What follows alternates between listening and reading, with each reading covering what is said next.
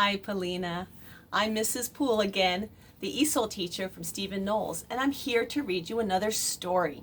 This story is a classic Russian folk tale called Stone Flower. It's longer than the first book I read you, so get comfortable, get ready. Here we go.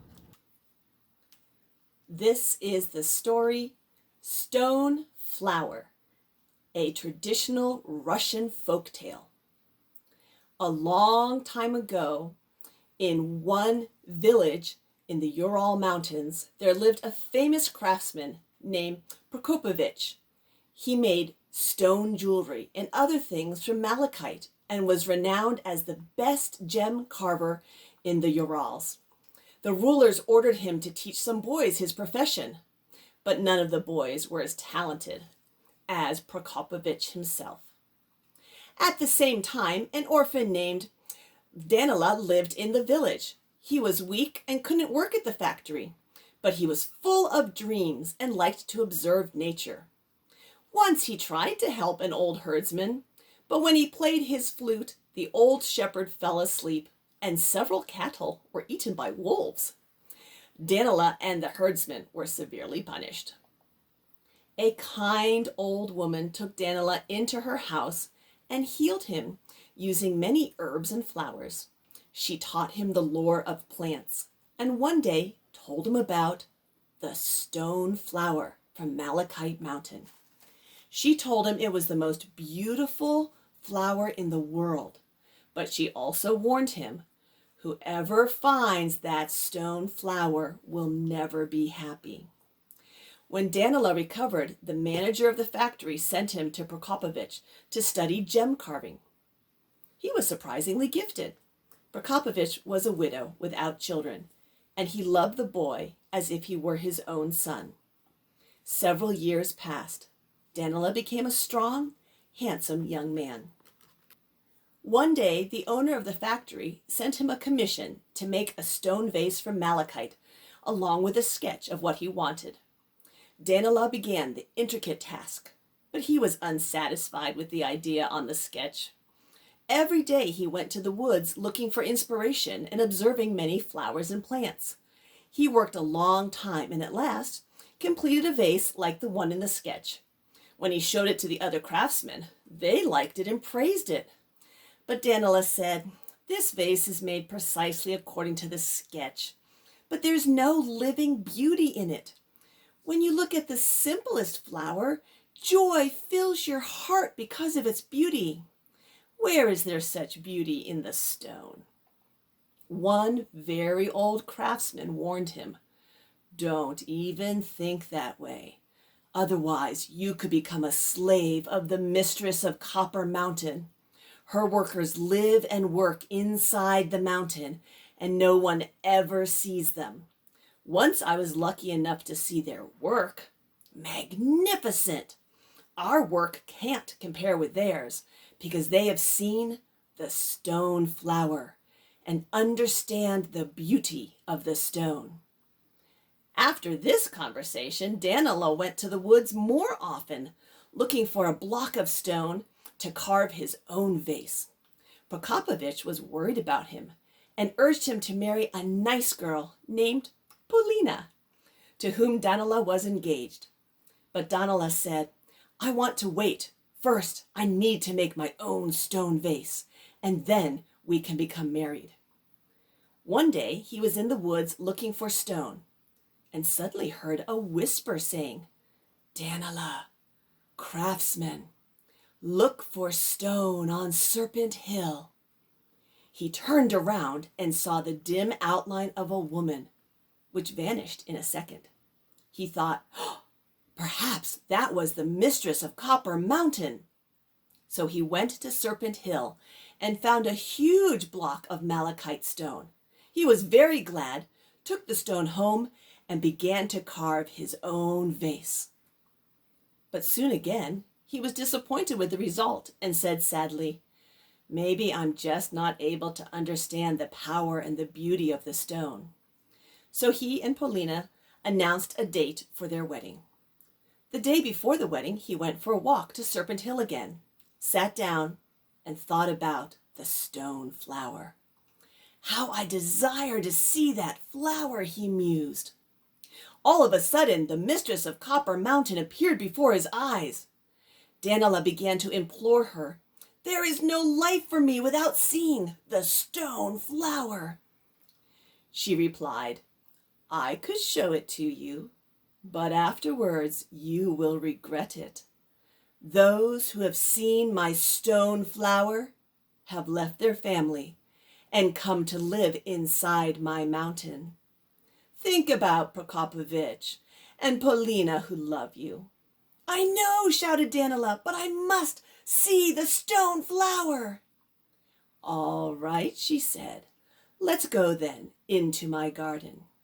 So the mistress of Copper Mountain took Danila into the mountain and showed him the wondrous stone flower. In the evening, Danila returned to the village. His fiancée, Polina, had a party that day before the wedding. At first he had fun and danced and sang songs, but then he became sadder and sadder. To Polina's questions, he replied that he had a headache. After the party, he returned home, broke his stone vase, and ran away. The village was full of rumors after he disappeared, but no one knew where he had gone. 3 years passed. Polina did not marry. After her parents passed on, she came to live with old Prokopovich and helped him in his gem-carving work. But soon Prokopovich passed on too, and Polina lived on her own. She no longer had any money, so she decided to try making her own stone brooches. She went to Serpent Hill, hoping to find some good pieces of stone. But at the hill she remembered her beloved Danila and wept. Suddenly she saw a beautiful piece of malachite stone. Polina took it home and tried to carve several gem brooches. She worked hard and well, and her carving beautifully set off the natural patterns in the gemstones. Polina was happy when she sold her works to a merchant in the village. She thought, my stone brooches are the best in his store. I was lucky to find that beautiful malachite. Maybe Danila helped me? She ran again to Serpent Hill, looking for another good stone. But she thought again of Danila and burst into tears, sobbing, Where are you, my beloved friend? Why did you leave me? When Polina looked around, it seemed to her she stood now in an unfamiliar wood, and the mountain opened before her eyes. Here is the magic mountain, she thought. Maybe I could see my Danila. When Polina looked down, down, down, she saw a man inside the mountain who looked just like Danila. The man raised his hands up towards her. She wanted to jump down into the mountain to him, but then the vision disappeared. Polina went home and told her relatives what she had seen, but they did not believe her, and they decided that she must be ill. The next day, Polina ran to the hill, hoping desperately to see Danila again. This time, her sister followed her. Polina came to the same place, and again found herself in the magic woods. She started to call out, Danila, where are you? Answer me. An echo answered, He is not here. He is not here. Then suddenly the mistress of Copper Mountain appeared and demanded, Why did you come to my garden? If you need stones, take what you wish, but then go away. Brave Polina replied, I don't need your stones. Give me my Danila back. You don't have the right to take another's fiancé. The mistress laughed. Do you have any idea whom you are speaking to? Brave Polina cried out, I am not blind. I know who you are. I am not afraid of you, not at all. And I know that Danila wants to come back to me. The mistress of Copper Mountain said, All right, let him speak then. At the same moment, Polina saw Danila. The mistress said, "You have to choose, Danila, craftsman. If you go with Polina, you will forget everything you saw and learned about stone carving in my magic mountain. If you want to stay here, you will have to forget the rest of the world." Danila sighed. "I love stone carving, but I am sorry. I cannot forget the people I love more. I think of Polina every minute of my life." The mistress of Copper Mountain then smiled and said, "All right, Danila, go back home. And for your honesty and loyalty, I will give you a present. You will not lose your knowledge of gem carving that you have learned here. But do not tell people about my magic mountain. If somebody asks you where you have been, just say that you went away to learn to improve your stone carving skills." Polina and Danila returned home filled with joy. Polina's sister had not been able to find her in the woods and had returned home. When she came into the house, she saw Polina and Danila. She cried out, "Danila, where have you been?" Danila wisely just smiled. "I went to study my stone carving craft with a master who lives far away."